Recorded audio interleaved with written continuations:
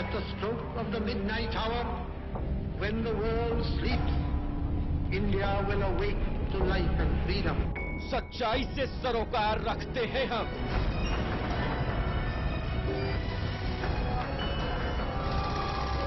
हर खबर को खबर में जिंदा रखते हैं हम। हर मुद्दे पर समय से लड़ते हैं हम।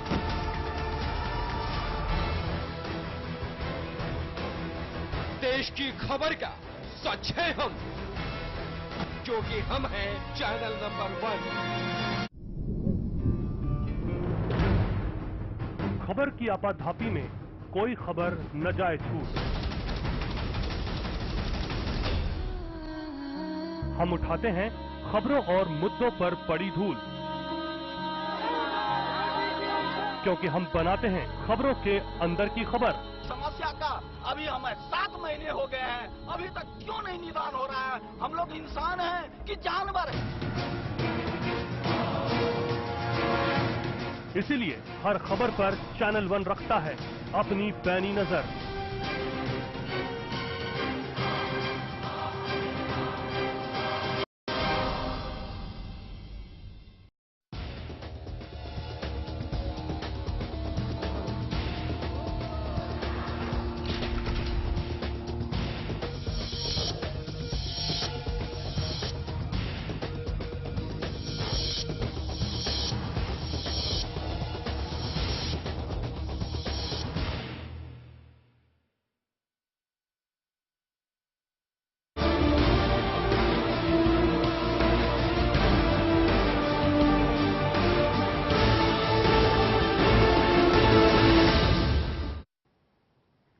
नमस्कार, मैं हूं वंदना चंदेल। प्राइमेट में आप सभी का बहुत बहुत स्वागत।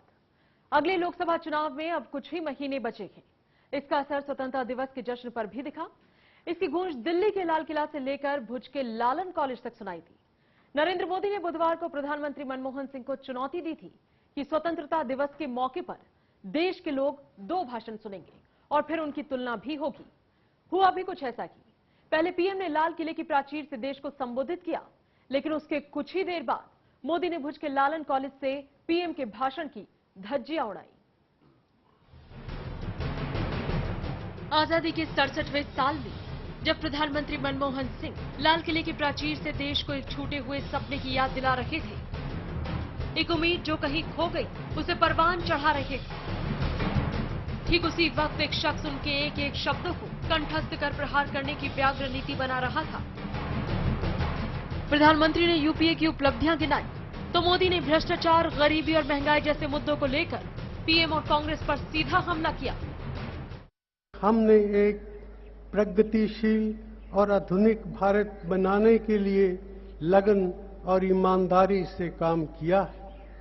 हमने एक खुशहाल भारत की कल्पना की है, एक ऐसा भारत जो सदियों से चले आ रहे गरीबी, भूख और बीमारी के बोझ से मुक्ति पा चुका हो, जहां शिक्षा के उजाले से अज्ञानता और अंधविश्वास के अंधेरे दूर हो चुके हो।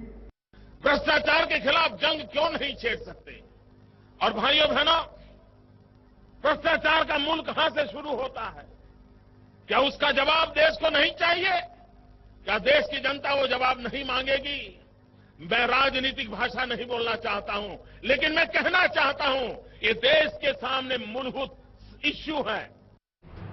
आजादी के जश्न के बीच मनमोहन सिंह ने खाद्य सुरक्षा बिल को सबसे बड़ी और सबसे अनोखी योजना बताया, तो मोदी बोले कि आखिर इसमें नया क्या है? हमारे गांव की 75% और शहरों की आधी आबादी को पहुंचेगा। इसके तहत 81 करोड़ भारतीयों को 3 रुपए किलो चावल, 2 रुपए प्रति किलो गेहूं और 1 रुपया प्रति किलो मोटा अनाज मिल पाएगा। ये दुनिया भर में इस तरह का सबसे बड़ा प्रयास है। आपके फूड सिक्योरिटी बिल के कारण जो आज हिंदुस्तान के अंदर अंत्योदय अन्न योजना के कारण सबसे गरीबों को जो लाभ मिल रहा है, क्या उसमें कोई नया फायदा होने वाला है? भाइयों बहनों, मैं बताता हूं, आज पूरा हिंदुस्तान सभी राज्य अपनी तिजोरी से 2 रुपये किलो गेहूं, 3 रुपये किलो चावल सभी राज्यों में गरीबों को देती है, सब सरकारें देती है। तो आपका कानून क्या नया लेके आया? मनमोहन सिंह पाक को चिताते हैं तो मोदी सवाल उठाते हैं कि आखिर क्यों पीएम ने सेना का मनोबल नहीं बढ़ाया। नियंत्रण रेखा पर हाल ही में हमारे जवानों पर कायरतापूर्ण हमला किया गया। इस तरह की घटनाओं को रोकने के लिए हम हर मुमकिन कोशिश करेंगे। हमारी सेना का हौसला बुलंद हो, हमारी सेना का आत्मविश्वास बुलंद हो। कम से कम प्रधानमंत्री के पास से इस भाषा की अपेक्षा ये देश करता था। देश के जवान मारे गए हैं और तब जाकर के देश की सेना के मनोबल को एक शक्ति देने वाली बात होनी चाहिए थी। लाल किला पाकिस्तान को ललकारने की जगह है, ऐसा मैं नहीं मानता हूं और न ही हमने उसमें समय गंवाने की जरूरत है। लेकिन लाल किला हिंदुस्तान की सेना का मनोबल बढ़ाने का सर्वोत्तम जगह है, ये मेरा विश्वास है और देश की सेना का मनोबल बढ़ाना चाहिए था। लोकसभा चुनाव से पहले मनमोहन सिंह का लाल किले से यह आखिरी भाषण था। पिछले 10 सालों से जो सपना इस प्राचीर से देश को दिखा रखे थे, वो तो अधूरा ही रह गया। लेकिन मोदी ने पुराने सपनों के साथ साथ नए सपनों का संचार देश के आभा मंडल में कर दिया था। आजादी के 67वें साल का ये भाषण मनमोहन वर्सेस मोदी बनकर रह गया। मोदी अब चुनावी गाड़ी में बैठ चुके हैं, दिल्ली के तख्त तक पहुंचने के लिए बेकरार हैं। इसी बेकरारी के चलते हर मंच का इस्तेमाल दिल्ली की सरकार पर हमला करने में करते हैं। दिव्यांशु प्रभात किशोर के साथ वंदना चंदेल की रिपोर्ट, चैनल 1 न्यूज के लिए। देश के इतिहास में ये पहला मौका है जब देश के प्रधानमंत्री को एक दिन पहले ही किसी प्रदेश के मुख्यमंत्री ने इस तरह ललकारा हो और साफ तौर से चुनौती दे दी हो कि देश 2 भाषण सुनेगा। एक उसका जो वर्तमान में उस पद पर मौजूद है, जो इस देश के प्रधानमंत्री हैं, जो लोकतंत्र के नेतृत्व के तौर पर इस वक्त काम कर रहे हैं और जिनके नेतृत्व में पूरी सरकार काम कर रही है। और दूसरा एक ऐसी शख्सियत का जो देश की सबसे बड़ी विपक्षी पार्टी की ओर से सो कॉल्ड पीएम के उम्मीदवार के, पीएम पद के, और कहीं ना कहीं वो ललक जोक है नरेंद्र मोदी की, आज वो खुलकर सामने आई, सबको दिखी। कितना वाजिब और कितना जायज था आज का ये उनका तुलनात्मक अध्ययन। क्या देश के प्रधानमंत्री जो कि लाल किले के प्राचीर से देश को संबोधित करते हैं, उन्हें लेकर, उनके भाषण को लेकर इस तरीके की टिप्पणियां और कमेंट कितने जायज हैं या नहीं, ये इस वक्त पूरा देश सोच रहा है और हम भी सोच रहे हैं। लेकिन सोच के बाद समाधान मिले, कोई जवाब मिले, इसी जवाब का तलाश हम लोग करेंगे अपने पैनल के साथ। हमारे साथ मौजूद हैं श्याम जाजू जी, बीजेपी से लीडर हैं। जाजू जी, बहुत बहुत स्वागत आपका। साथ ही अफजल अब्बास साहब हैं हमारे साथ जेडीयू से। अफजल अब्बास साहब, बहुत बहुत स्वागत आपका भी। शक्ति सिंह हमारे साथ हैं, वरिष्ठ पत्रकार हैं, राजनीतिक विश्लेषक हैं। शक्ति जी, आपका भी बहुत बहुत स्वागत। सबसे पहले श्याम जाजू जी, आपसे हम कार्यक्रम की शुरुआत करना चाहेंगे। आप जरा बताएं कि मोदी जी का ये जो स्टेटमेंट आता है, देश के प्रधानमंत्री पिछले लगातार 9 सालों से, आज 10वीं बार मौका था जब उन्होंने देश को संबोधित किया, क्या आपको वाजिब लगता है कि किसी प्रदेश का मुख्यमंत्री इस तरह खुली चुनौती दे कि देश 2 भाषण सुनेगा और उनके भाषण देने के बाद गुजरात के लालन में, भुज में धज्जियां उड़ाते हैं नरेंद्र मोदी? आपके हिसाब से क्या यही लोकतंत्र है? नरेंद्र मोदी जी ने जो भाषण दिया है और जिस प्रकार से देश को आगाह किया है जी, वो एक प्रकार का चैलेंज नहीं है, वस्तु स्थिति निदर्शक प्रबोधन उन्होंने किया है जी। पूरी देश की जनता जानती कि ये 10वां भाषण था मनमोहन सिंह जी का जी जी। और ये भाषण कोई एक व्यक्ति का नहीं होता है, इस देश के प्राइम मिनिस्टर का होता है, कोई एक पार्टी के नेता का नहीं। पर आज जिस प्रकार की रौनक उसमें दिखी, पूरी देश की जनता नाराज है, देश की जनता निराश है, हताश है। जब पाकिस्तान का एक प्रकार का हमला इस देश पर हो रहा है और इस देश के नौजवानों का हौसला बढ़ाने लायक, उनका मॉरल बढ़ाने वाला कोई भी वाक्य, एक वाक्य का प्रयोग हमारे पंतप्रधान जी ने किया नहीं जी। जब चाइना का इन्फिल्ट्रेशन हो रहा है, बॉर्डर सिक्योरिटी के बारे में उन्होंने कुछ जिक्र नहीं किया। 2 दिन पहले किश्तवाड़ में फायर की घटनाएं हो रही है, वहां के माइनॉरिटी में रहने वाले हिंदुओं पर अत्याचार हो रहे हैं, किश्तवाड़ का जिक्र तक नहीं किया इन्होंने। तो देश ये चाहता है कि इस प्रकार के आजादी के दिन पूरा देश की जनता उनसे अपेक्षा करती है, देश की जनता का हौसला बढ़े, देश का जनता का उत्साह बढ़े, उनकी रौनक बढ़े, पर अपना भाषण पढ़ के जिनको करना पड़ता है 10वां स्पीच भी लाल किले के प्राचीर पर, देश की जनता ने देख लिया है फर्क कि अपने मुंह से, मन से, बाय बॉटम ऑफ हार्ट बोलने वाले नरेंद्र मोदी कहां है और अपना भाषण पढ़कर देश के बिल्कुल सामने बिल्कुल आगाह आप करने वाले आप जाहिर तौर से मनमोहन अपनी सिंह जी का पार्टी और क्या? मोदी जी का पक्ष रख चुके हैं। अब्बास जी हमारे साथ हैं। अब्बास जी, देश की जनता नाराज थी या मोदी जी ज्यादा नाराज थे? क्योंकि इस तरीके से भाषण की धज्जियां उड़ाना ये किस हद तक पता नहीं सही या गलत है आपकी नजर में? देखिए, जहां तक मेरा अपना जाती राय है, हिंदुस्तान की तारीख में 66वां 67 ये हम यौम आजादी मना रहे हैं जी। हम अपनी उम्र में इस तरह की बात कभी नहीं देखा, कभी मैंने नहीं देखा। आप ये बताएं कि ठीक है, मतलब ये हो सकता है कि प्रधानमंत्री के भाषण से आखिरी, चूंकि इस टेन्योर का आखिरी ये तकरीर थी लाल किला से, उम्मीदें बहुत लोगों की वाबस्ता होंगी, इससे इनकार नहीं किया जा सकता। लेकिन इस तरह का एक दिन पहले ये कहना कि 8 बजे वो भाषण देंगे, 9 बजे मैं जवाब दूंगा, मैं एक नई परंपरा का आगाज लोगों ने कर दिया है। और ये बहुत बड़ा, जिस तरह से मतलब ये तो शायद ऐसा लग रहा है कि पद की गरिमा को कम किया जा रहा है। पद की मैं समझता हूं, अभी ये बात मेरी हुई थी शक्ति सिंह साहब से, मैं यही कहना चाह रहा हूं कि मोदी जी इस तरह के बयान देके अपना उन्होंने कद घटा लिया। और यूं कहा जाए कि पूरे जिस तरह से प्रधानमंत्री में के स्पीच में जो कमियां थी, अपने तकरीर के जरिए प्रधानमंत्री कमी को दूर करके आप ये लाइमलाइट में आए और बदनाम हो गए हिंदुस्तान की जनता के बीच में। क्योंकि देखिए, आजादी के आज तक ऐसा कभी नहीं हुआ। ठीक है, भाषण हुआ, प्रधानमंत्री का भाषण हुआ, कमियां हैं, लोगों ने कमेंट्स किए, लेकिन एकदम काउंटर करना उसी वक्त प्रधानमंत्री जी कंटिन्यूस मैंने भी देखा उनकी तकरीर, प्रधानमंत्री की भी सुनी है तकरीर, और क्या नाम है, मोदी जी की भी। मुझे अच्छा नहीं लगा। मैं समझता कि हिंदुस्तान की सेक्युलर या हिंदुस्तान के ऐसे लोग अच्छा नहीं लगा, प्रधानमंत्री जी का स्पीच अच्छा नहीं लगा या मोदी जी का रवैया अच्छा नहीं लगा? प्रधानमंत्री की स्पीच में कमी होने के बावजूद मोदी जी का इस तरह अटैक करना एक देश के प्रधानमंत्री पे, जो प्रधानमंत्री किसी पार्टी का नहीं होता है, देश का होता है। जिस तरह से संसद का अध्यक्ष जो होता है वो किसी पार्टी का हल होता है, किसी एक पार्टी का, लेकिन चुनने के बाद से निष्पक्ष होता है, उससे राष्ट्रपति भी होता है। इस तरह से एक काउंटर करना, एक दिन कम से कम खामोश रहने में क्या दिक्कत? 364 दिन आप गाली बकिए, जो कुछ कमेंट्स करना कमेंट्स कीजिए, कम से कम एक रोज तो खामोश हमको रखना चाहिए था। सबसे बड़ी बात ये जहां मैंने देखा कि जो मोदी जी का जो बयान था, जो स्पीच था, जिस तरह से जो बॉडी लैंग्वेज था, ऐसा महसूस हो रहा था कि वो आज कल वो प्रधानमंत्री माननीय डॉक्टर मनमोहन सिंह हट जाएंगे और परसों इनकी गद्दी मिल जाएगी, इस तरह से लग रहा था। अच्छा, और अवाम यही देख रही थी, यही मतलब लोगों का निकालेगी। बिल्कुल बिल्कुल। शक्ति जी, आप बताओ, राजनीतिक विश्लेषक, जरा हमें बताएं कि भारतीय इतिहास में ऐसा कभी नहीं हुआ, अब्बास साहब ने भी इसकी पुष्टि कर दी।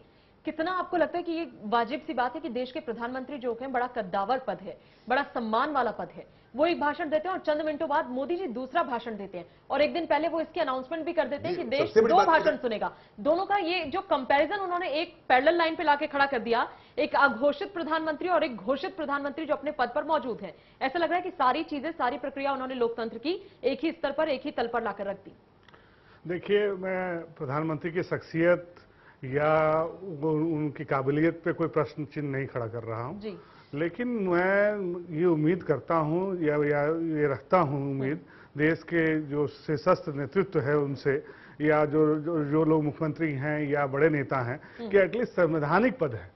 प्रधानमंत्री का पद संवैधानिक पद है और वो देश के प्रधानमंत्री हैं, और आज देश स्वतंत्र हुआ है और स्वतंत्रता दिवस पर प्रधानमंत्री देश को संबोधित करते हैं, ये परंपरा रही है।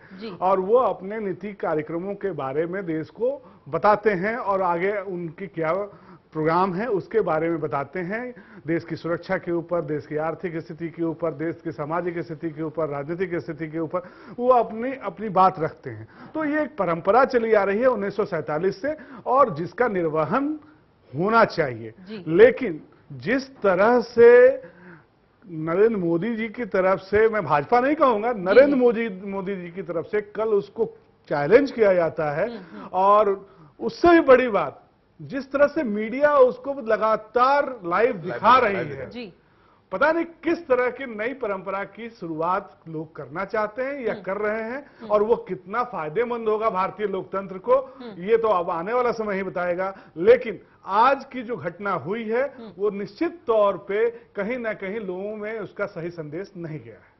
बिल्कुल, आगे भी इस पर चर्चा हमारी जारी रहेगी। पूछेंगे श्याम जाजू जी से जरूर कि आखिरकार इतनी अति जो कर रहे हैं नरेंद्र मोदी जी, वो अति कितनी अच्छी या बुरी होने वाली है भविष्य में बीजेपी के लिए, एनडीए के लिए, या फिर खुद नरेंद्र मोदी के लिए? इसको लेकर चर्चा जारी रहेगी। फिलहाल एक छोटा सा ब्रेक और फौरन वापसी।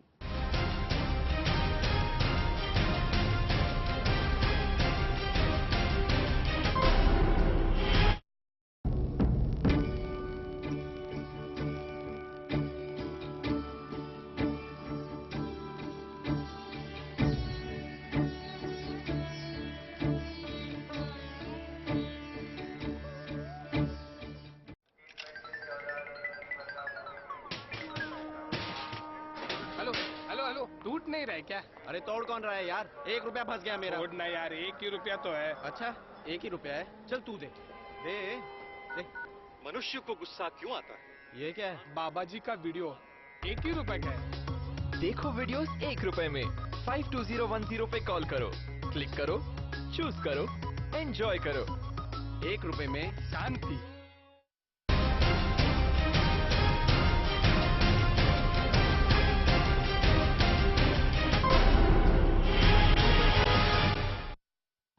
जिस तरीके से आज के दिन की 2 घटनाएं हुई हैं, प्रधानमंत्री का लाल किले की प्राचीर से भाषण देना और दूसरी घटना नरेंद्र मोदी का भुज के लालन से भाषण देना, उससे बड़ी अजीब सी स्थिति हुई है। हमारा पैनल लगातार हमारे साथ मौजूद है। श्याम जाजू जी हमारे साथ हैं बीजेपी से, अब्बास साहब जेडीयू से, और शक्ति सिंह वरिष्ठ पत्रकार लगातार हमारे साथ हैं।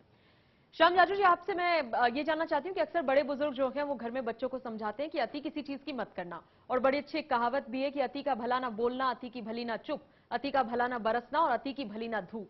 आपको नहीं लग रहा है मोदी जी की जो महत्वाकांक्षा है उसकी हाइट हो गई है, ये जो है वो काफी बड़े स्तर पर पहुंच चुकी है? श्याम जाजू जी आपसे मैं इसका जवाब लूंगी, लेकिन पहले अब्बास साहब आपसे मैं बात कर लेती हूँ।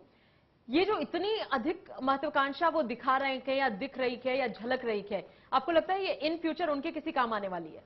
देखिए, काम आए या ना अलग बात है, लेकिन हिंदुस्तान की पब्लिक ने आज जो है मोदी का 2 रुख देखा। देखिए, मैं एक बात बता दूं, मिकी विली ने एक कहा था कि राजनीति में लक्ष्य प्राप्ति करने के लिए इंसान जो भी हथकंडा अपनाए उसे प्राप्ति होती है, उसे जायज मानता है। लेकिन गांधी जी ने क्या कहा था कि लक्ष्य प्राप्ति के साथ साथ अगर वो जो लक्ष्य है उस साध और साधन दोनों सत्य पे आधारित हो तो वैसे लक्ष्य प्राप्ति के मजा कुछ और होता है। बिल्कुल, ये गांधी जी क्या है, हम इसलिए मैं एक कोट कर रहा हूं। मिकी वेली का बहुत बड़े थिंकर थे, पता होगा आपको भी। जी जी। अब ये 2 धाराएं वहां चली। गुजरात की सरजमीन से हिंदुस्तान में अमन का पैगाम देने वाले आजादी बापू जी थे, उसी सरजमीन से मोदी जी भी आए हैं। तो मोदी जी का जो ट्रैक चल रहा है वो ठीक मिकी वेली के आपको गांधीनियन फिलॉसफी बिल्कुल नहीं चल रहा है।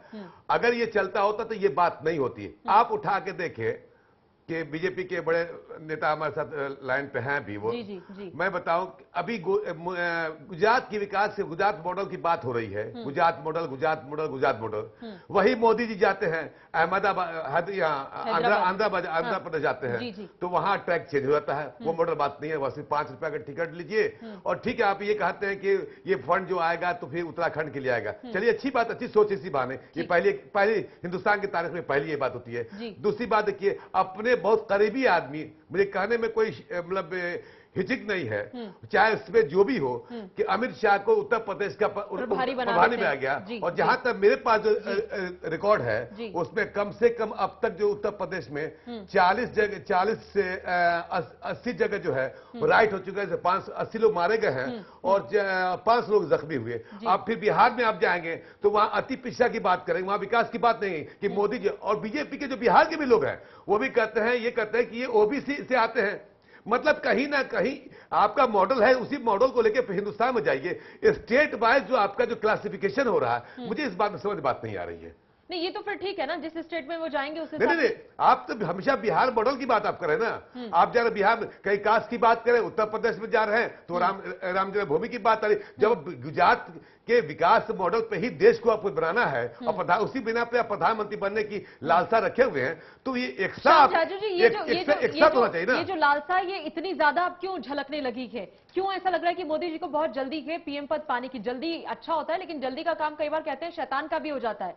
तो ये ऐसा लग रहा है तमाम, जैसे अब्बास जी भी अभी कह रहे थे, शक्ति जी उससे पहले कह रहे थे कि संवैधानिक पद के बारे में ऐसा कहा, देश की जनता भी बड़ी हैरत में है और सब पॉलिटिकल पार्टीज इस बात को एक सुर में कह रही है कि ये बहुत ज्यादा जल्दीबाजी दिखा रहे हैं मोदी जी। इसमें कोई बात नहीं है, कोई नई बात मोदी जी ने की है ऐसा मुझे नहीं लगता। एज ए मुख्यमंत्री वो बात कर सकते हैं, सभी राज्यों के मुख्यमंत्री, नई बात तो उन्होंने की है जाजू जी। सभी राज्यों के मुख्यमंत्री इस प्रकार के झंडा फहराने के बाद अपने प्रदेश के लिए संदेश देते हैं, लेकिन सभी राज्यों के मुख्यमंत्री एक दिन पहले ये नहीं कहते कि आप कॉग्निजेंस मीडिया लेता है। मैं और दूसरी बात आपको देता हूं, चलो मोदी जी ने गुजरात में बोल दिया, आज देश का एक भी चैनल ऐसा नहीं है कि पूरे दिन भर ये घटनाएं चल रही है, एक भी पॉलिटिकल डिस्कशन इनको अवॉइड नहीं कर सकता। ये है उनकी ताकत, क्योंकि ये है उनका आकर्षण। मीडिया या कोई भी ऐसा माध्यम, प्रोटोकॉल और कस्टम की बात, let me correct you, media या ऐसा कोई भी माध्यम सिर्फ इसलिए मोदी जी की कवरेज कर रहा है या दिखा रहा है क्योंकि देश की जनता हर पक्ष देखना चाहती है। अगर नहीं देख पाती तो शायद लोगों को अफसोस होता है। जी इसलिए मोदी जी का रोल केवल गुजरात तक सीमित नहीं रहा है, वो पूरे देश के भारतीय जनता पार्टी जैसे प्रमुख विपक्षी दल के कैंपेन कमेटी के प्रमुख है। और जब चुनाव आने वाला है तो देश की जनता विपक्ष की भी भूमिका जानना चाहती है। और जो लोग प्रोटोकॉल, गरिमा, पद की गरिमा, पंतप्रधान की मर्यादा, उस पर रिएक्ट होना, ये बातें कहते हैं, उन सबको मेरा चैलेंज है, भाई एक हमारे प्रदेश का मुख्यमंत्री 3 बार जो जीत के आया, जिसने विकास का मॉडल पेश किया, उसके वीसा के बारे में चौधराहट करने के लिए आप अमेरिका जाते हो। इस देश के 65 सांसद अपना एप्लीकेशन, देश में कुछ भी लड़ो झगड़ो, अपनी बात कहो, दोनों संसद के सदन है, अपने अपने विधानसभाएं हैं, ये छोड़कर अमेरिका में एप्लीकेशन करते कि इनका वीसा मत दो, ये कौन सा न्याय है? आज तक और कोई भी पार्टी के उनके नेताओं ने इनको डाटा तक अलग मसला हो गया। अपने देश की गरिमा बननी हुई है। शक्ति जी कुछ कहना चाह रहे हैं? नहीं, जाजू जी को मैं जाजू जी को रोकना चाहता हूं।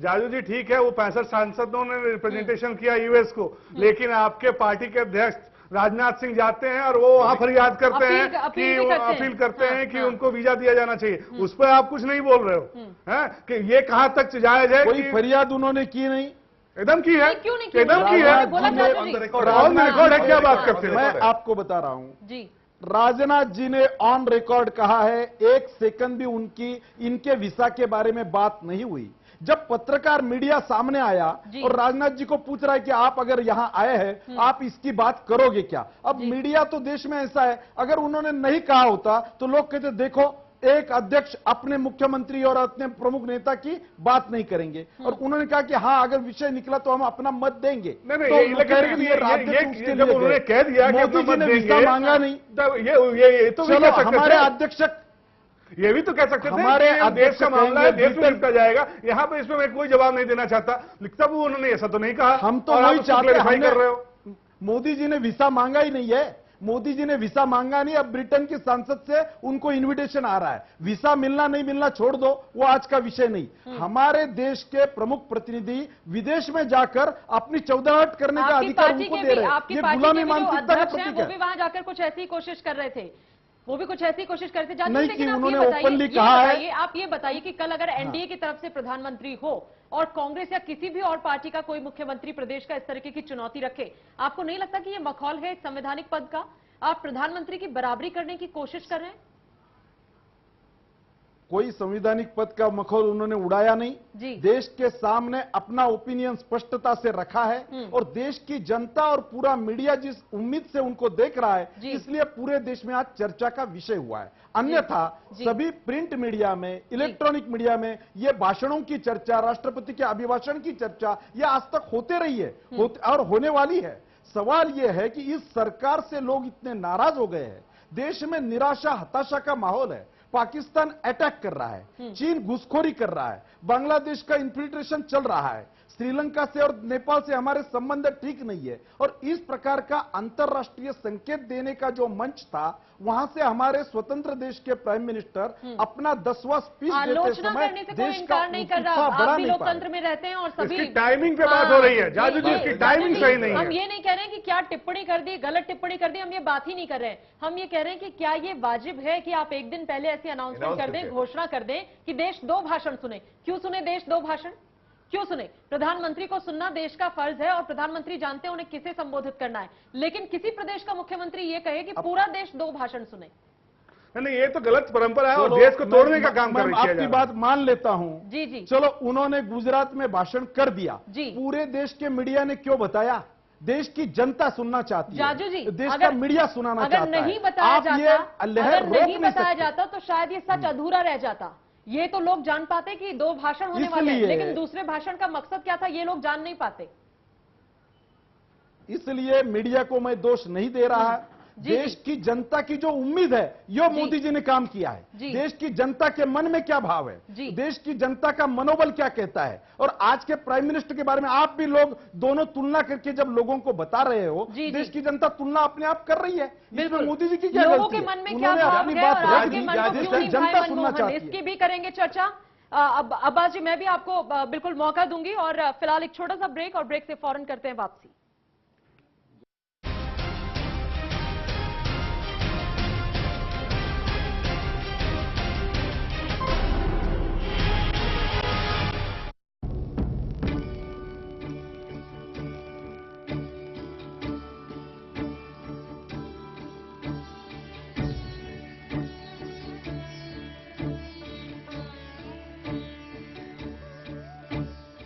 ऐसा घर आपने नहीं देखा होगा। संभाल के पोछा मारा अभी। आइए। वो भाई साहब, ये देखिए हॉल, ये देखिए चिल्ड्रंस रूम, देखिए कितना बड़ा है। आपके बच्चे खेलते खेलते थक जाएंगे।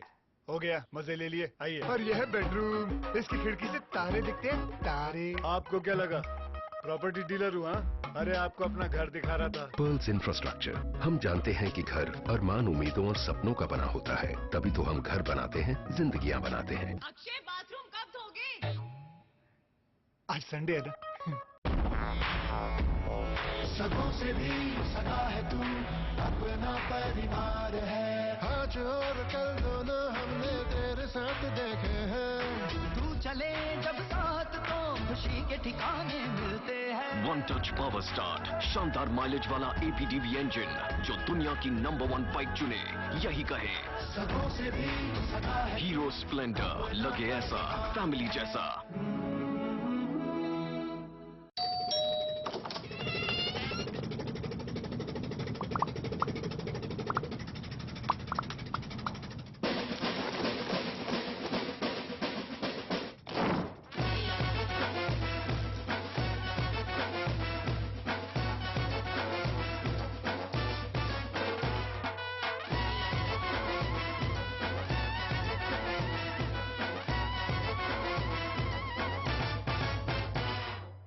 सरकार में जहां पे माना जा रहा है कि बहुत सारे मुखिया हो चुके हैं, मुख्यमंत्री एक हैं, लेकिन नाम कई सारे अखबारों में, मीडिया में आते रहते हैं। लेकिन आपको क्या इस प्रकार कोई किसी प्रकार का प्रेशर? सरकारों का सवाल है ये। हम तो परफॉर्मर हैं, माने सरकार की जो नीतियां हैं उसको क्रियान्वित करने का। आज के समय पे जो दिक्कतें होती हैं उसमें वो सुविधाएं कंज्यूमर्स को नहीं मिल रही, और जो बिजली की दरें हैं वो भी बढ़ रही हैं, हर सेगमेंट की बढ़ रही हैं। आज की तारीख में हम इसको अपने 37-38 वर्षों के अनुभव पे स्वीकार करते हैं कि इस विभाग में कनेक्शन लेना सबसे टेढ़ा काम है। अगर किसी आदमी को बिजली का कनेक्शन लेना हो तो हमारे लोग, इतना हमें मालूम है कि वो उसको पर्याप्त परेशान करते हैं। देखिए खास बात यूपी पावर कॉर्पोरेशन के प्रबंध निदेशक AP मिश्रा के साथ रविवार शाम 6 बजे सिर्फ चैनल 1 न्यूज पर।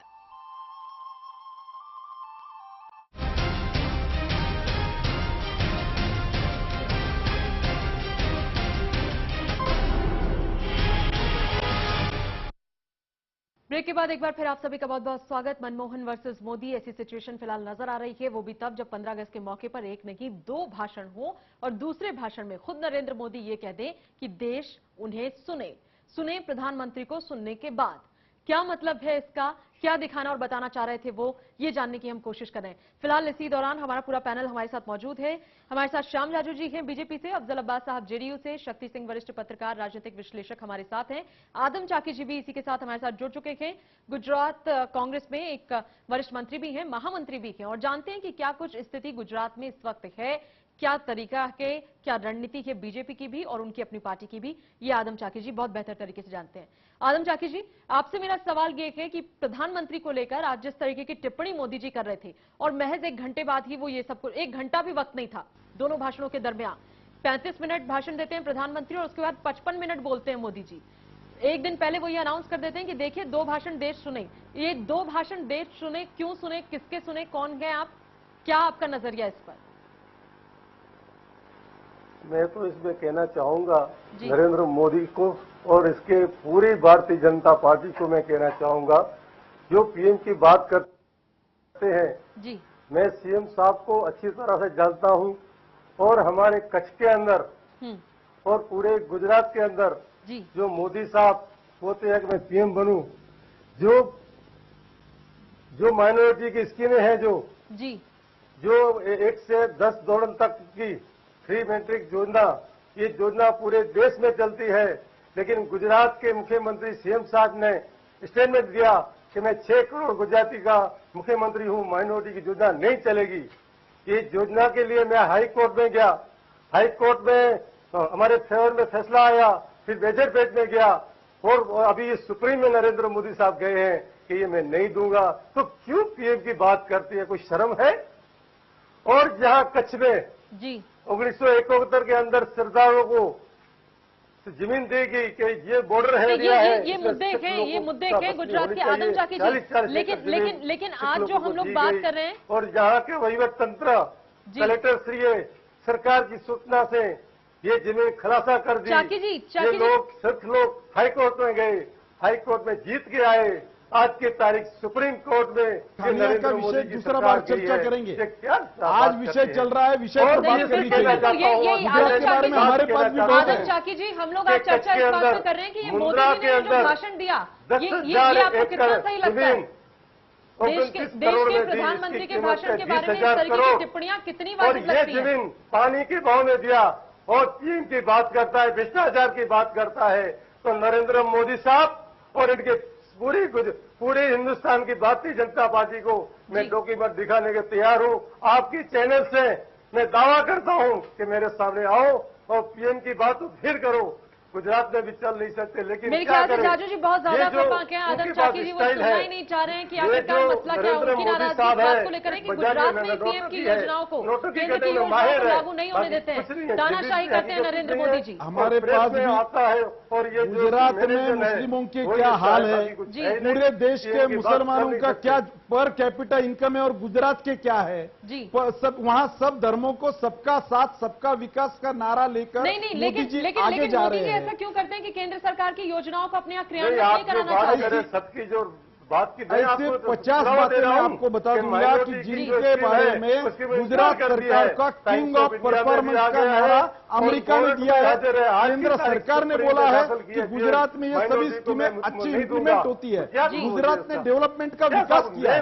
चर्चा वो हम कर सकते हैं। सवाल आज जो हम कह रहे हैं मनमोहन सिंह जी का परफॉर्मेंस और नरेंद्र मोदी जी का वक्तव्य, उस पर बात होनी चाहिए। बिल्कुल बिल्कुल। हमारे साथ शक्ति सिंह जी भी हैं, वरिष्ठ पत्रकार थे। शक्ति जी, लगातार जो आज के भाषण की हम लोग चर्चा कर रहे थे, आपसे जानना चाहते हैं क्या वो खास चीजें हैं जो आपको लगा कि ये ऑब्जेक्शनेबल थी? भाषण तो था ही अपने आप में ऑब्जेक्शनेबल, उसके बाद उन्होंने कई चीजें पॉइंट आउट की, योजनाओं को लेकर भी उन्होंने कहा कि ये बोला, ये नहीं बोला, ये बोल देते तो ज्यादा अच्छा रहता, वो कहते और ये ना कहते। क्या ऐसा लगा आपको? देखिए, सबसे ज्यादा तो जो मुझे ऑब्जेक्शनेबल लगा कि आज के दिन राजनीति नहीं होनी चाहिए थी जी। जो राजनीतिक तौर पे माइलेज लेने का प्रयास किया जा रहा है, चाहे नरेंद्र मोदी जी की तरफ से लिया जा रहा हो या उनकी पार्टी की तरफ से लिया जा रहा हो, लेकिन मैं सिर्फ इतना ही कहना चाहता हूं, जैसे उन्होंने कहा कि देश की सेना का मोराल बहुत नीचे है, मैं सहमत हूं, इसमें कोई दो राय नहीं। बहुत सारी कमियां हैं केंद्र सरकार के कार्यक्रमों के अंदर, उनके नीति निर्धारण में भ्रष्टाचार का बहुत सारा मामला है, सब कुछ सही है, लेकिन जिस तरह से नरेंद्र मोदी ने खड़े होकर वहां पे कहा कि देश की सेना का मोराल नीचे है तो आपने भी उसको और नीचे करने का काम किया है। ठीक है, अगर प्रधानमंत्री जी ने उसको प्रॉपरली एड्रेस नहीं किया तो आपने उसको पॉइंट आउट करके पूरे देश के अंदर उनके मोराल को और नीचे करने का काम किया है, जो कि कहीं से एक्सेप्टेबल नहीं है। देश की जनता इस चीज को नहीं स्वीकार करेगी। और दूसरी चीज मैं ये कहना चाहता हूं कि अगर आप खुद संवैधानिक पदों पर रहकर और संवैधानिक पदों को आप ट्रिब्यूनलाइज करेंगे तो जिसका नतीजा ये होगा कि देश के अंदर जो राजनीतिक व्यवस्था है उसके प्रति लोगों के अंदर जो है, जो एक कहते हैं ना कि बहुत अब उत्साह नहीं रह गया राजनीति के लिए, वो और कम होगा। जो इन तरह की जो घटनाएं हो रही हैं उससे ये और बढ़ेगा, ना कि ये कम होने वाला है। अब्बास जी, एक बात और, शक्ति जी पहले कह रहे थे कि ऐसा लग रहा है कि देश को बांटने का काम आज इन्होंने कर दिया है।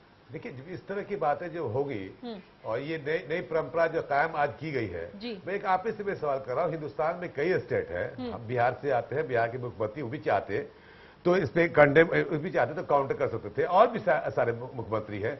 सब लोगों ने अपने अपने स्टेज की बात की। और ठीक है, बीजेपी बड़ी पार्टी है और एक तरह से उनको कहा जा सकता है कि मोदी साहब का इनडायरेक्ट वे भी डायरेक्ट वे में जो प्राइम मिनिस्टर कैंडिडेट है। अरे कहां से कैंडिडेट है? उनकी पार्टी उनका विरोध कर रही है। बहुत देख मान लिया जाए कि जो या उनकी ख्वाहिश है या खुद बनना चाहते हैं, ये नाम कर दिया है।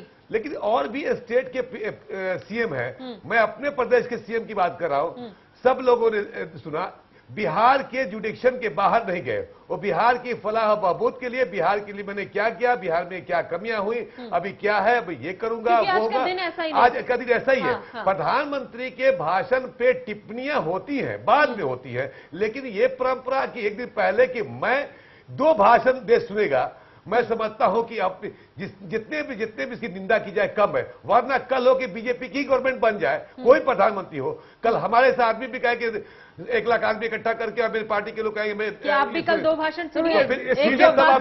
वंदना जी, मैं तो सीधे जाजू से पूछना चाहता हूं, जाजू जी से, क्या ये संघीय ढांचा पे, भारतीय संघीय ढांचा पे ये अटैक नहीं है? अटैक बिल्कुल जाजू जी, ये बिल्कुल अटैक नहीं है। ये कोई संघीय ढांचे पे अटैक नहीं है, ये कोई अनडिसिप्लिन नहीं है, ये डेमोक्रेटिक अधिकार का उपयोग कर जनता से किया हुआ संवाद है। नहीं, गलत बात बोल रहे हैं जादू जी, आप जस्टिफाई करने की कोशिश करके छोटी छोटी बातें, इस देश में छोटी छोटी बातें इग्नोर करके हम क्या करना चाहते हैं, कौन सा दूरगामी निर्णय हम इसमें देखते हैं। जब चाइना अंदर घुसा तो ये देश के गृह मंत्री क्या बोले, ये कैजुअल बात है, हो जाएगा। जब पाकिस्तान ने हमारे जवान की सर काट के लेके गए, अभी तक मैं आपको कह रहा हूं, प्राइम मिनिस्टर ने आज उल्लेख नहीं किया, एक बात है, अभी तक सलाहकार परिषद की इन्होंने मीटिंग नहीं बुलाई, सुरक्षा सलाहकार पी शिवशंकर मेनन से इन्होंने बात नहीं की, और उन्होंने कहा कि मैंने संरक्षण मंत्री को कहा है कि जो पीड़ित परिवार है उनकी चिंता करो। और ये क्या देखता है, कौन सा मनोबल बढ़ रहा है, इसकी चिंता करेंगे क्या नहीं करेंगे? और एकदम करेंगे, लेकिन आप उसको आप अपना एजेंडा बताइए ना, आप अपने प्रोग्राम बताइए, आप अपनी पॉलिसी बताइए ना। थे ये पाकिस्तान के लोग नहीं थे। ये कहने के बाद आपको मालूम होगा 14 अगस्त को पाकिस्तान वाले बॉर्डर पर आकर, एक प्रोटोकॉल है इस देश में कि वो हमें एक मिठाई की टोकरी देते हैं और वो लेने के लिए हमारा मेजर जनरल जाता है, और 15 अगस्त को हम देते हैं। कल उन्होंने क्या किया, उन्होंने हमारे मेजर जनरल को इन्वाइट नहीं किया, उन्होंने इन्फॉर्म नहीं किया, और एक फोन करके कहते भाई हमारा आदमी भेजा है, वो मिठाई ले जाओ, और एक मिठाई का डिब्बा पकड़ा दिया। भाई वो मिठाई का डिब्बा ये विषय नहीं है, ये सवाल है देश के अस्मिता का, देश के अभिमान का। फिर हमने, हमारे मेजर जनरल ने खुद ना जाके एक अपना हवालदार भेज दिया, वो ले लिया, और आज 15 अगस्त को हमारे लोग उनको देने वाले थे।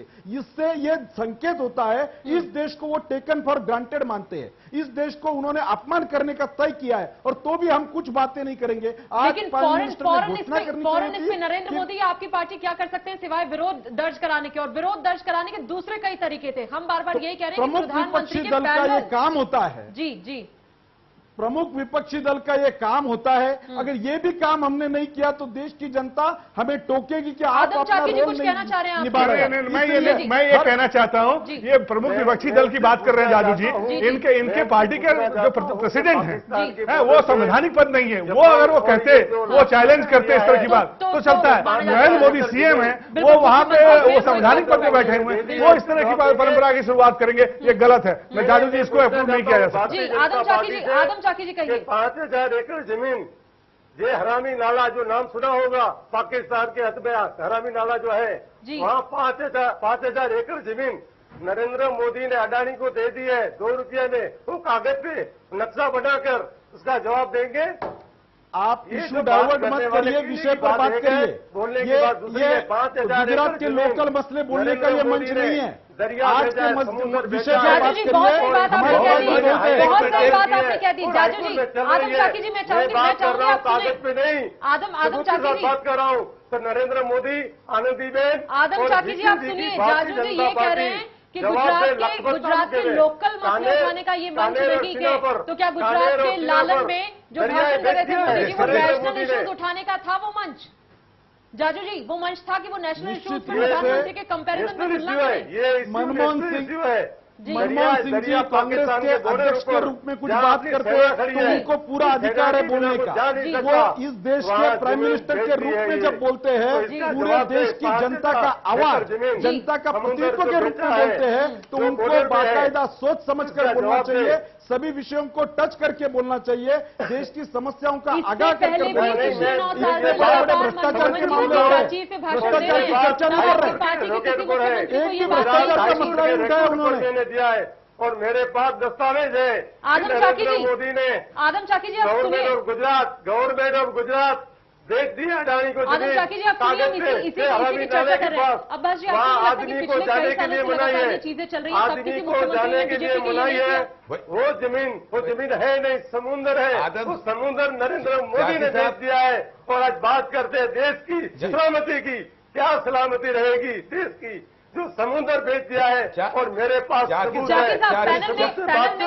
कभी हवा में फायरिंग नहीं करता हूँ, कभी मैं चैलेंज करता हूँ भारतीय जनता पार्टी को और सीएम को कि आ जाओ तुम वेट करने के लिए मेरे सामने, और मैं दस्तावेज लेके आऊंगा, गवर्नमेंट का दस्तावेज होगा, जबान मेरी होगी। पूरे दस्तावेज माहिती अधिकार में मैंने सब ली है। अभी इसके बाद जो बोलो मैं बोल रहा हूँ। चाकी जी बात तो सुन लीजिए, चाकी जी बात तो सुन लीजिए, यहाँ से बात हम लोग सुन रहे हैं। और मैं ये कह रहा वंदना जी कि पहले मैंने कहा कि हिंदुस्तान के कम से कम अपनी उम्र में हमने आज तक नहीं देखा, और न अखबार में पढ़ा, न इतिहास साक्षी है जहां तक कि ऐसी घटना आज तक नहीं घटी है। जहां सरहद की बात है, सेना मारे गए, शहीद हुए, और उसमें जो सरकार की निगलेंसी रही, मैं इस बात से सहमत हूं कि बिल्कुल जो होना चाहिए था उसी वक्त वो सरकार नहीं कर पाई, और उसमें यू टर्न दिया। सब बिल्कुल बात आपकी सही है, बीच इल्जाम आपकी सही है, और आप क्या नाम सुषमा जी ने उठाया, यू टर्न लिए, सब बिल्कुल मैं मानता हूं। लेकिन मैं आपसे ही पूछना चाहता हूं चाचू साहब, जाजू जी आप ही बताएं कि ये क्या जरूरत थी प्रधान, अगर ये सब क्या जरूरत थी कि आज के दिन देश 26 जनवरी को राष्ट्रपति को सुनता है, 15 अगस्त को प्रधानमंत्री के भाषण सुनता है, और इस तरह की परंपरा जो एक दिन पहले ये काउंटर करके बताना, और बॉडी लैंग्वेज जो था इनका, माननीय आपके मुख्यमंत्री और आपके हिसाब से भावी प्रधानमंत्री मोदी साहब का, कहीं ना कहीं एरोगेंसी नजर आ रही थी मुझे। और इस तरह से एरोगेंसी करके हिंदुस्तान के अवाम को बेवकूफ नहीं बना सकता। आज के डेट में ईमान से मैं कहना चाहता हूं, अपने दिल की गहराई से बोल रहा हूं, जो मोदी जी का कद था वो आज के डेट में उनका घट गया है अपनी स्पीच की वजह से। और आइंदा हम हर पार्टी के लोगों से, इवन अपने पार्टी के लोगों से भी कह रहे हैं कि इस तरह की जो समस्या आए, प्रधानमंत्री कोई हो तो काउंटर ना करे, काउंटर करना हो एक दिन बात करें, शाम में प्रेस कॉन्फ्रेंस करके बोले, ये नहीं कहे कि मैं आप एक दिन पहले कि मैं 8 बजे से आप सुनिए, 9 बजे दूसरा भाषण सुनिएगा। ये परंपरा जो संघीय ढांचा के लिए, जो लोकतंत्र के लिए अच्छी बात नहीं है। और ऐसे ही फिर कहीं तीसरा चीफ मिनिस्टर खड़ा होकर ये बोलने लगे कि अब आप 1 घंटे बाद मेरा भी भाषण सुने, और इस तरीके से इस देश के जितने राज्य हैं वहां ये परंपरा शुरू हो जाएगी। यानी अगली बार जब 15 अगस्त और 26 जनवरी, मैं तो इस एक्सट्रीम तक कहने जा रहा हूं कि जो पॉलिटिकल पार्टीज हैं, ये खुद इन लोगों ने जो व्यवस्था है, राजनीतिक व्यवस्था को ट्रिविलाइज करने का काम कर रहे हैं, और जिसका नतीजा यह है कि देश में आज लोग उदासीन हो गए हैं राजनीतिज्ञों से या राजनीतिक पार्टियों से। और दूसरी चीज, जाजू जी थोड़ी देर पहले कह रहे थे कि मीडिया क्यों दिखा रहा था। मैं ये कह रहा हूं कि भाजपा के पास अगर इतने ही वो जमीन पे मजबूत हैं तो वो अपने कार्यक्रमों के माध्यम से प्रधानमंत्री पद के लिए दावेदारी रखे ना। मीडिया के माध्यम से अपनी बात को रख रहे हैं और वो अपनी बात को रखकर और सिर्फ मीडिया के माध्यम से राजनीति करना चाह रहे हैं। तो इतनी आसानी से दिल्ली की गद्दी नहीं मिलती जाजू जी। सारे प्रदेश के मुख्यमंत्रियों ने अपने प्रदेश के बारे में, अपने प्रदेश के लिए सोचा। लोग आप बैठे बैठे एक बार काउंटर कर रहे हैं, कह रहे हैं कि नहीं कंटेंट्स के बारे में अगर आप देखेंगे जी तो राष्ट्रपति के अभिभाषण में ये सब मुद्दे उन्होंने कवर किए जो मोदी जी ने कहा है। मैं ये नहीं कर रहा, सब कल कर लेते, 16 कर लेते, 14 कर लेते, एक बात कर लेते साहब। आज कौन सी जल्दी हुई थी? आज मुखर्जी ने जो कहा है वो एक देश के राष्ट्रपति के रूप में कहा है। मैं ये नहीं कह रहा हूँ, देश की रफ्तार कम हुई है। आप जस्टिफाई कर रहे हैं, मैं कह रहा हूँ जितनी बात मैं मान लिया थोड़ी देर के लिए सारी बातें मोदी साहब की सही थी, यही भाषण कल कर लेते आपके कॉलेज से, कोई नहीं बोलता। प्रधानमंत्री के स्पीच के साथ साथ फौरन इस बात का काउंटर करना, कहना उससे पहले ये कहना कि अनाउंस करना, ये कहाँ की एरोगेंसी है? ये एक्सेप्टेबल नहीं है। इस देश को एक्सेप्ट नहीं कर सकता, नहीं कर सकता ये देश। जादू जी से माने या ना माने। जादू जी आप एक सवाल जो लगातार इस चर्चा में उठ रहा है, आप उसका जवाब दीजिए। आप उसके इर्द गिर्द से निकल जा रहे हैं उसे बिना छुए। मैं आपसे ये जानना चाह रही हूं कि क्या ये वाजिब है कि देश के प्रधानमंत्री को लेकर आप एक दिन पहले अनाउंसमेंट कर दो कि उनके भाषण के साथ मेरा भाषण सुनना, और अगले दिन उनके भाषण के बिल्कुल चंद मिनटों बाद आप एक एक बात का जवाब देते हुए उनके भाषण की धज्जियां उड़ाएं? ये कितना वाजिब है? क्या ये लोकतंत्र का तरीका है? क्या ये संघीय ढांचे पर प्रहार नहीं है? क्या मोदी जी ने अपनी छवि आज खराब नहीं की? उन्होंने नहीं दिखाया कि बंदरा जी अडवाणी जी ने खुलेआम तक भी कह दिया, हिदायत दे दिया, ठीक है, नाम नहीं लिया, वरिष्ठ नेता है अडवाणी जी, फौरन ही उन्होंने प्रेस कर अपने कोठी पे कहा कि ये अच्छी बात नहीं है कि प्रधानमंत्री देश का होता है, किसी पार्टी का नहीं होता है। ये नई परंपरा कायम की गई है। शिवसेना ने, आपकी जो सहयोगी पार्टी है, उसने नाराजगी जताई है इस मसले पर। Nobody kicks a dead dog.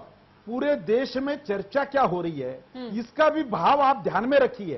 ऐसे तो हर गांव में हर नेता अपने अपने जगह पे इस भाषण पे टिप्पणी करते हैं, पहले करते हैं, बाद में करते हैं। सवाल मोदी जी ने करने के बाद पूरे देश का वो मेन एजेंडा क्यों बनता है? इसकी चर्चा छोड़ के हम एक आदमी पे अटैक कर रहे हैं जिसको पूरी देश की जनता सराहती है, वो अटैक करवाना चाह रहे हैं, ये अटैक एक ये आदमी के विरोध में अटैक है। आज तक इतना, मुझे एक बात बताओ, देश में इतने दंगे हुए, गुजरात छोड़ के किसकी चर्चा नहीं करते? इतना विकास मॉडल पेश हुआ पर गुजरात की खामियां निकाल कर बात कर रहे हैं। अभी हमारे मित्र गुजरात के भ्रष्टाचार की बात कह रहे, मैं उनको चैलेंज देके कहता हूं, एक देश में मुख्यमंत्री है जो पब्लिक मीटिंग में कहता है कि मैं पैसे नहीं खाता हूं ना खाने देता हूं। किसकी हिम्मत है तो वो करके बताए। वो तो आज तक किसी ने प्रूव नहीं किया। नहीं, ये दोषी नहीं पकड़ा और हम अटैक करते रहेंगे। तो ये एक आदमी पर अटैक करने की ये कला है, सब लोग उसमें इकट्ठा आ गए हैं। प्रोटोकॉल क्या कहता है अलग बात है, पूरे देश की जनता जो चाहती है, जनता का आवाज मोदी जी के माध्यम से आज निकला है और पूरे लोगों ने उसको सराहा है। मैं जादू जी सिर्फ एक बात पूछना चाहता हूँ, आपको किसने रोका है? आपको केस करने के लिए किसने रोका है? केस करने में जादू जी मुद्दा नहीं, मैं जादू जी ये कह रहा हूँ कि सब बात उनकी जायज हो, वो 100% सही हो, लेकिन क्या टाइमिंग सही थी? इसको आप इसकी बात को तो रखिए, जवाब नहीं दे रहे, इसका जवाब तो दीजिए। को ऐसा बोलना चाहिए, ये शोभा देता है? इस पे आप डिसएग्री हो सकते हैं कि 2 घंटे बात करना चाहिए, दूसरे दिन करना चाहिए, इसमें दुमत हो सकता है। हमें ऐसा लगता है कि उन्होंने कोई गुनाह नहीं किया। मसला यही है, जाजू जी गुनाह किया, उन्होंने कोई गलत काम नहीं किया। जनता की आवाज डेमोक्रेसी में रखने का हर एक का अपना अधिकार है। जनता की आवाज रखने का हर एक का अपना अधिकार है। मोदी जी के पास उम्मीदें हैं लोगों को। वो ठीक किया या नहीं किया? जो टाइमिंग चुनी जो पहले घोषणा मोदी जी ने ठीक किया है, वो गलत बोल ही नहीं सकते। कैसे बोल मोदी जी ने ठीक काम किया है। देश की जनता की आवाज को उन्होंने एक मंच दिया है और पूरे देश की जनता ने उसको सराहा है। याद रखिएगा, इतिहास कभी माफ नहीं करता। वक्त आ सकता है कि आप पे भी आ सकता है, उस वक्त आप क्या कहेंगे? वक्त आएगा अब्बास साहब, मुझे लगता है वक्त आएगा। ये एक चलन चल जाएगा। ये परंपरा बन गई है। आप एक बात का जवाब दे दें, राइट की जहां तक बात करें, मैं कांग्रेस का समर्थक नहीं हूं। हिंदुस्तान की तारीख में जितना राइट हुआ कांग्रेस नीति में कभी कहीं नहीं हुआ, इसमें इनकार नहीं है। लेकिन मैं कह रहा हूं कि बिहार में से आता हूं, बिहार में भागलपुर दंगा हुआ, यूपी हुआ, बहुत जगह हुए, लेकिन उसके सरकारों ने एडमिट किया। आप देखिए देश के प्रधानमंत्री बनने के बाद डॉक्टर मनमोहन सिंह जब पंजाब जाते हैं तो सिख दंगों के दंगा हुआ था, उन्होंने माफी मांगी थी। काश आपके मोदी साहब आज के दिन ये कह देते कि मैं गुजरात में जो कुछ हुआ मैं इसके लिए माफी चाहता हूं, मैं समझता हूं हिंदुस्तान का मुसलमान को गले लगाता, लेकिन ये दम मोदी जी में नहीं है। मोदी जी ने 10 बार कह दिया है, बिल्कुल नहीं किया। मांग रहा हूं, अगर मैं गुजरात के दंगों में 1% मैं अगर दोषी होऊंगा तो मुझे सरकार तो कहने की हिम्मत सरकार तो उन्हीं की थी ना। मेरे यहाँ मिड डे मील पे बिहार में मिड डे मील पे देश बच्चे मरते हैं, पूरा देश करता है, उसमें कंडेम कर रहा, तो हमने तो अपनी कोशिश की बचाने के लिए। हमको ये तो मैं नहीं कहा कि मैं सरकार में नहीं हुआ, इसका मतलब थोड़ी होता है कि मुख्यमंत्री माननीय नीतीश कुमार ने जहर दे दिया था। जिसके अंडर में होता है उसमें इल्जाम आता है। ये कि दूसरों पर उंगली उठाने के लिए मोदी जी बहुत जल्दी आते हैं, अपने गृहवान में झांक कर देखते हैं। आज के दिन वो ये कह देते तो बड़ी खुशी होती, लेकिन जो टाइमिंग चुनी, जो वक्त चुना, जो लहजा चुना, जो तौर तरीका उन्होंने चुना, उसे लेकर कोई भी बहुत ज्यादा उत्साहित नहीं है। लेकिन शक्ति जी से आपसे मेरा ये सवाल है, शक्ति जी, अगर किसी प्रदेश के मुख्यमंत्री ने, क्योंकि डेमोक्रेसी है, मोदी जी जाहिर तौर से आप कहें या ना कहें, माने या नहीं माने, प्रत्यक्ष या अप्रत्यक्ष, इस रेस में तो हैं, अगर ये कर भी दिया तो बीजेपी जिस तरीके से बार बार कह रही है कि ऐसा क्या गुनाह किया, इसमें क्या गलत कर दिया उन्होंने? मैंने पहले ही कहा है कि अगर इस तरह की परंपरा की शुरुआत अगर आज हो गई है तो आने वाले समय में इस तरह के जो हमारे जो पर्व हैं, राष्ट्रीय पर्व हैं, उनकी भी जो सेंटिटी है वो कम होगी। और जिस तरह से जो एक परंपरा थी 67 साल पहले तक तो ये नहीं हुआ, 66 साल पहले तक तो, लेकिन जो दिल्ली की गद्दी प्राप्त करने की जो उनकी लालसा जो है या उसके प्रति जो उनकी चाहत इतनी ज्यादा है कि वो खुद रॉन्ग और राइट का डिसीजन नहीं कर पा रहे हैं। इसके लिए भाजपा नहीं मानेगी। नहीं, शक्ति जी, कई लोग ये भी कह रहे हैं कि ये मौका भी मनमोहन जी ने दिया है, पिछले 9 साल से रटा रटाया भाषण ठीक है, सब कुछ सही है। अब मान लीजिए कल को मैं कहता हूं कल को क्या इनको मालूम था कि ये स्पीड बढ़ेंगे? पहले बताइए क्या बात, क्या मोदी साहब को ये मालूम था कि यह स्क्रिप्ट जो है उनके पास थी, प्रधानमंत्री के पास, क्या उनके पास पहले पहुंच गई थी क्या? उसी का करती वो तो इंतजार में ही थे कि ये पहले पढ़ ले तब मैं बोलूं। वही तो बात कर रहे, ये प्लानिंग, ये आपका प्लानिंग था कि बोलेंगे, 1 घंटा गैप लिया उन्होंने, उसके बाद ये एड्रेस किया है। तो इसका मतलब ये आप तो पहले सोची समझी आपकी रणनीति थी ये कि हम जो बोलेंगे उससे हम काउंटर करेंगे। मैं तो कह रहा हूं कि उन्होंने मान ली 100% मोदी साहब जितना बोले मैं मानता हूं प्रधानमंत्री के स्पीच में कमियां थी, काश आज के बदले कल करते, इनका कद बढ़ता। नहीं, आपके प्रश्न का जवाब यह है कि मान लीजिए कल आज की डेट में ममता बनर्जी वहां से खड़ा होकर मान लीजिए टीका टिप्पणी करने लगे, जयललिता कुछ बोलने लगे, हैदराबाद से आवाज उठने लगे, तो ये कौन सी स्वस्थ राजनीतिक परंपरा की शुरुआत नरेंद्र मोदी करना चाहते हैं इस देश में, और इस लोकतंत्र को किस तरह से वो मजबूत करना चाहते हैं इस रास्ते को अपनाकर? यही जवाब मैं जाजू जी से पिछले 1 घंटे से जानना चाहता हूं। जाजू जी, लगातार पहले भी कई एलिगेशन मोदी जी पर लगते रहे हैं कि कहीं ना कहीं उनकी जो छवि है बड़ी कट्टर व्यक्तित्व वाले हैं, बड़ा डिक्टेटरशिप वाले हैं। एक बार फिर उन्होंने गलत ट्रेंड शुरू कर ही दिया है, आप इसे माने या नहीं माने, पर भारत की जनता जानती है कि आज से एक गलत परंपरा की शुरुआत उन्होंने कर दी है। और कल को ऐसा नहीं हो, कई बार क्या होता है कि जो आप बोते हैं वही मिलता है आपको, वही काटते हैं। और यही कहानी है, यही कहावत है, यही संस्कृति है, जो बोते हैं वो काटते हैं। प्राइम मिनिस्टर केवल एक ही परिवार का जिक्र करते हैं। इस देश में एक ही परिवार के राजीव गांधी, नेहरू जी और इंदिरा जी, इनका उल्लेख करेंगे, लाल बहादुर शास्त्री को भूल जाएंगे, मोरारजी देसाई का उल्लेख नहीं करेंगे, एक ही परिवार की खिदमत करेंगे, सरदार पटेल का उल्लेख ना करके उनका अपमान करेंगे। ये सब बातें बर्दाश्त करो और अपना मत व्यक्त ना करो। क्यों? टाइम रॉन्ग हो रहा है, टाइम रॉन्ग हो रहा है, ये बात है। वही बैठे रहता है, भाषण सुन रहे हैं, किसी ने ये नहीं कहा कि बर्दाश्त सुनकर उब चुकी है और देश की जनता वो बताने वाली है। फूड सिक्योरिटी बिल की आप वहां पर बात कर रहे हैं जिसके कोई होमवर्क नहीं है। हम ये कह रहे हैं जाजू जी, शायद ही आपकी मजबूरी हो सकती है। नहीं, आप कंटेंट में बात नहीं कर, हम कंटेंट में बात नहीं कर रहे हैं। हमारी कोई मजबूरी नहीं है। नहीं, ये आपकी मजबूरी है, वरना आप बताइए ना, आप दीजिए उसका। जाजू जी, हम कंटेंट पे बात नहीं कर रहे हैं, हम टाइमिंग और परंपरा पर बात कर रहे हैं। हम नई जो परंपरा की शुरुआत हुई उस पर बात कर रहे हैं और उसकी टाइमिंग पे बात कर रहे हैं। हम कंटेंट से हम पूरी तरह से सहमत हैं कि पिछले 10 साल में देश के अंदर बहुत भ्रष्टाचार हुआ है, कांग्रेस पार्टी ने कुछ प्रोग्रेसिव काम नहीं किया, अर्थव्यवस्था लचर है, सब कुछ सही है। लेकिन मोदी जी ने कब कहा और कैसे कहा, क्यों कहा, किस मकसद के साथ कहा, इस पर चर्चा कीजिए ना जाजू जी, इससे आप क्यों बच रहे हैं? लेकिन वक्त मेरे पास बहुत ज्यादा नहीं है। हम बच मैं नहीं रहे। आखिरकार आप सबसे फाइनल कमेंट है। लेना चाहूंगी। जाजू जी, आपको लगता है कि मोदी जी ने गलत परंपरा की शुरुआत कर दी है, हाँ या ना?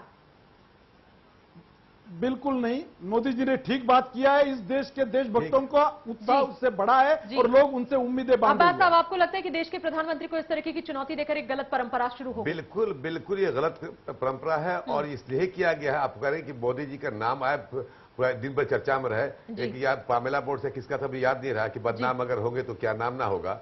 बस वही कहानी है कि इसी बहाने कम से कम चर्चा में रहे और हर चैनल पर मोदी लेकिन मोदी किसी ने बहुत खूब ये भी कहा है कि बद अच्छा बदनाम बुरा, तो बदनाम होना कभी किसी के लिए बहुत अच्छा नहीं है, लेकिन ऐसा लग रहा है कि एक ट्रेंड जो है वो शुरू कर दिया है मोदी जी ने। शक्ति जी, आपकी क्या राय इस पर? देखिए, प्रधानमंत्री का पद उनको बहुत प्यारा हो गया है और भाजपा को अगर लग रहा है कि उनको अगर राजनीतिक तौर पे अपने को केंद्र में जिंदा रखना है तो मोदी के अलावा उनके पास कोई विकल्प नहीं है। और वो विकल्प किस तरह से प्राप्त होगा? मीडिया के माध्यम से। मोदी जी जो भी करे जैसे भी करे, मीडिया नहीं, उसमें मीडिया की भूमिका को तय करेंगे ये लोग और मीडिया के माध्यम से ये देश का जो सशस्त्र प्रधानमंत्री का पद है वो प्राप्त करना चाहते हैं। जनता इस चीज को स्वीकार नहीं करेगी। आदिम चाकी जी, आपको क्या लगता है?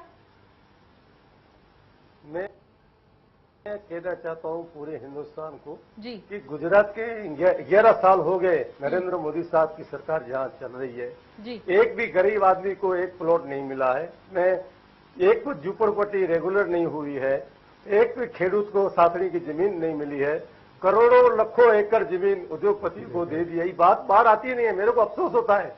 मैं ये सुन के बोल रहा विकास विकास विकास, गुजरात का विकास हुआ। बिल्कुल तो बिल्कुल, जाकिर है, आप में भी असंतोष है, आपकी पार्टी में असंतोष है। गुजरात में बीजेपी गुजरात के अंदर लेकर भी एक भी झुपड़पट्टी रेगुलर नहीं हुई है, लेकिन एक भी खेडूत को जमीन नहीं मिली है। घटनाक्रम से साफ है कि मोदी को तो ना भाई मनमोहन, लेकिन मोदी जनता के मन को कितना भाते हैं ये देखना होगा। लोकसभा चुनावों में क्या नतीजे आते हैं और तब पता चलेगा कि बीजेपी की रणनीतियां कितनी सही कितनी गलत। जी जी जी जी, कोई इलेक्शन का दौर नहीं चल रहा है। जी जी, आज देश की स्वतंत्रता दिवस थी, ये कोई प्रेसिडेंशियल डिबेट नहीं चल रहा है। जिस तरह से नरेंद्र मोदी जी इसको लेकर चलना चाहते हैं, ये कतई बर्दाश्त बिल्कुल, ये कतई बर्दाश्त नहीं होगा, ये एक्सेप्टेबल नहीं है। संवैधानिक जो स्ट्रक्चर है उस पर कहीं ना कहीं ये अटैक है, ऐसा हमारा पैनल मानता है। बहुत बहुत शुक्रिया आप सभी मेहमानों का इतनी शिद्दत के साथ चर्चा में जुड़ने के लिए, अपने सुझाव देने के लिए बहुत बहुत शुक्रिया।